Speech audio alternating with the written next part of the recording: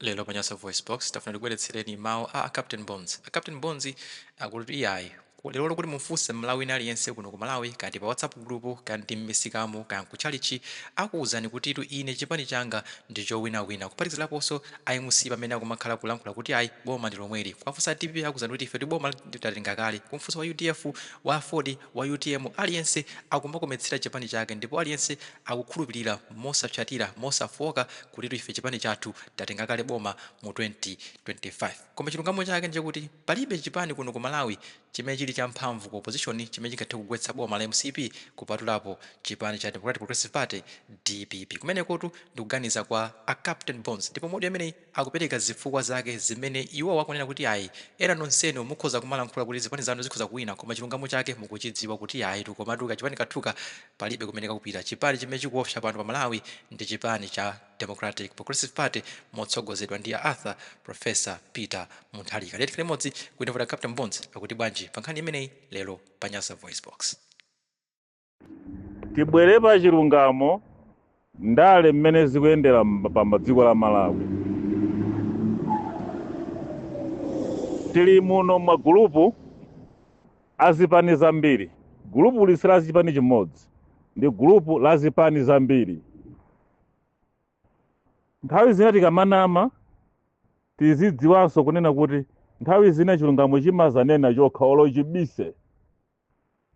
Nde nthawi zina ukanama ukamakagona uzitha kuona kuti lerotu ndesinanametu ndanama mabodza awiri atatu masiku onse ndi manama 20. Mmene lili dziko la Malawi padakali pano ine ndine wa UTM awo ayi MCP awo ayi UDF a Ford a PP anankhumwa andanu kumbewe kudzabwera a MCP aliyense akuti chipani chake chiwina ndipo akumanena kuti tiwina titenga boma. Aliyense akuyankhula zimenezo. Mumufunse wa MCP panopa boma ali mukuona bwanji muwina akuwuza kuti boma ndilotengatenga tikuti tilitenganso. Mukampeze wa UTM boma ali mutenga titenganso ndife owinawinayo. Mukampeze wa UDF mukampeze wa DPP mukampeze wa PP PDP mumufunse funso lomwe lolena kuti muwina akuwuza kuti ife ndi owinawinayo. Ndeti kamagona m'manyumbamu timatha kudziwa kuti ndimanena bodza pa gulupu paja. Zipani padakali pano zimene zikuopsa chimene chikuopsa ku opposition ndi chipani chimodzi ndiye cha DPP. Osatengeranso kuti ndimakonda awa ndimakonda yawo awa ndimakonda awa ilolo ni bodza. Kunena zoona chipani cha DPP ndi chimene chili nambala 1 ku opposition. Izo zomanena kuti ife ndeni wowinawinayo takunyakunya matrauza. Ife ndi owinawinayo tatembenuza zipewa tavalira kumbuyo. Ife ndi owinawinayo tabata vala majinzu obowoka imene ili style ya masiku ano. Koma iwo chapa pamene ukudziwa kuti ukunama ku opposition padakali pano chipani chimene chikuopsa kanchidapanga zoyipa mmene kuchidziwira. Malawians this time around they don't care. All they care is to remove MCP mboma. And Malawians first they are following DPP. Comparison differentiation imene akupanga ndi ma prices amene boma la MCP lapanga. Malawians they go for price kodi boma la DPP zinthu zinali bwanji mu MCP zili bwanji. This thing is akuti ani chiti chinkhalamba ichi ndi chotani amene kwawo alibe nkhalamba ndi ndani. Nde bambo anu ankhalamba zija simuakonda agogo anu nkhalamba zija simuzikonda m'mamidzimu. Nde munthu wamkulu wawenzeru zake ndithu abwere pano nkumanena kuti chinkhalamba. Nthawi zina zake tizinena zinthu ndi limit. We have to limitize ourselves. What I'm doing, is it true?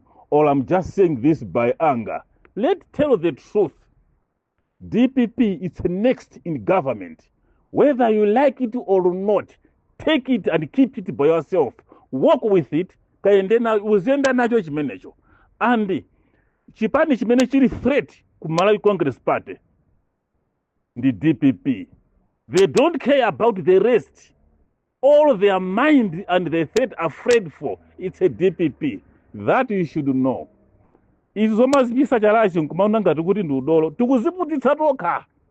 Anyway, we can say anyhow we like, anyhow we want, but the fact remains, chipani chachikulu ku opposition, it's only DPP, right here, right now, and it's a threat to take over the government. Palibe amene Afrobarometer, palibe amene wafika 51%, DPP ndi 49%. They only need UTM, only 20%, which is Chilima took away from. If they will combine these guys, they have defeated MCP. The mistake MCP did was to kick out South Chilima Alimoyo. They have done a very big mistake. That was the greatest mistake they did. Now they are regretting. They are pulling UTM to them to work with so that they can use them and dump. Now MCP are busy. DPP, they just want to use the UTM. We don't care. Let DPP use UTM. That we don't care. Because first, Chilima helped DPP kukhala pa mpando and they never kill him. Sada mupe adamusiya ali moyo. If it was DPP right now, Chilima bweza adakali moyo. Koma adaphedwa chifukwa chikaduka. Nchimene chikutenga mavoti a Malawi Congress Party. They try to use Michael Osi to remain in power so that they can pull UTM to Malawi Congress Party. Mulungu akana.